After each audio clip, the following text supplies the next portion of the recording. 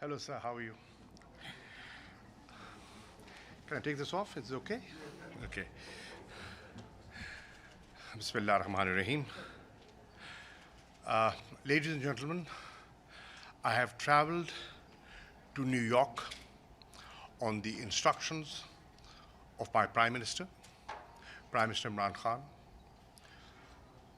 who asked me to go and share the sentiment of the people of Pakistan, the outrage on the streets in Pakistan with the members of the General Assembly. Before leaving, I was armed with a unanimous resolution of Pakistan's parliament, which I've shared.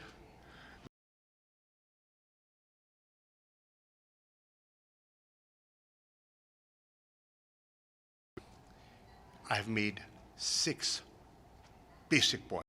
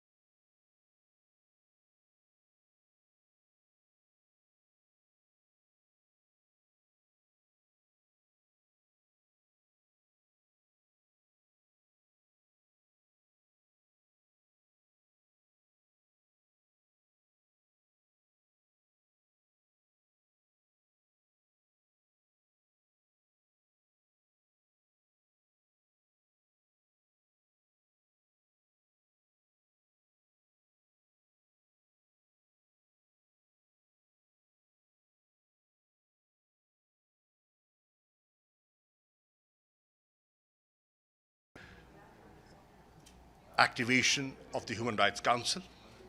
Pakistan, being a member of the Human Rights Council, has consulted with other OIC members, and we have mobilized and convinced the Human Rights Council to convene on the 27th of May. Inshallah, we will be taking the human angle, to the Human Rights Council, and we will draw their attention to the human rights violations that are continuing in Gaza, West Bank, and all over the occupied territories, and would try not just forge a consensus amongst ourselves, try and convince democratic forces, the civil society within Europe to speak up. We cannot have double standards. If human rights are being violated in Gaza, and can't you see that? It's being reported. And today, the world has changed. You can control print and perhaps even electronic media. You can influence them. But today, it is impossible to influence the citizen journalist, the individual right there in Gaza, sharing clips that has shaken the conscience of the world. Today, what you see on the streets, what you see in Michigan, what you see in Chicago, what you see in Madrid, what you see in Berlin, what you see in Paris, what you see in London, it's not the motivation of the governments. It's the people. It's the people that's moving the governments to revisit, reconsider their positions and speak up.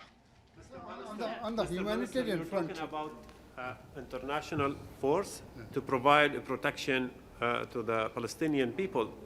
The Turkish foreign minister also talked about similar idea. Is this a coordinated position between Pakistan and Turkey and maybe others? And are you discussing this idea with the US? We are working collectively from the OIC platform. And every proposal that we intend to make must be and should be through the OIC platform. Is there any parallel you see between the tragedy of the Palestinian and Palestine and that of Kashmiri people under occupation? When I look at the tragedy in Gaza and the occupied territories, it draws my attention to the Indian-occupied Jammu and Kashmir. What are people demanding over there? Self-determination. What are people afraid of over there is demographic restructuring, exactly like this. What are people crying for in Kashmir is protection of basic fundamental rights.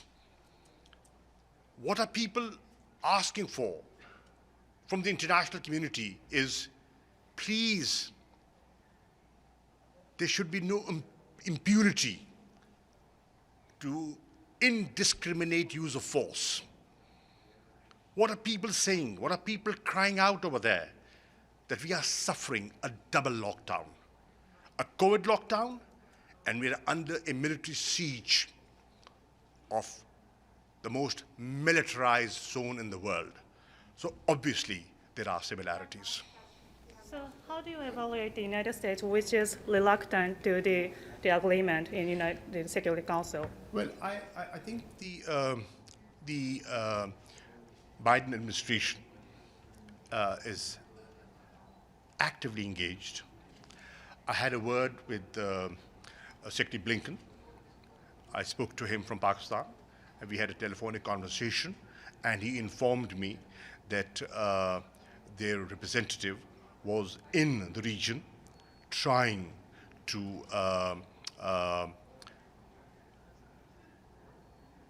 convince people that an immediate ceasefire is required.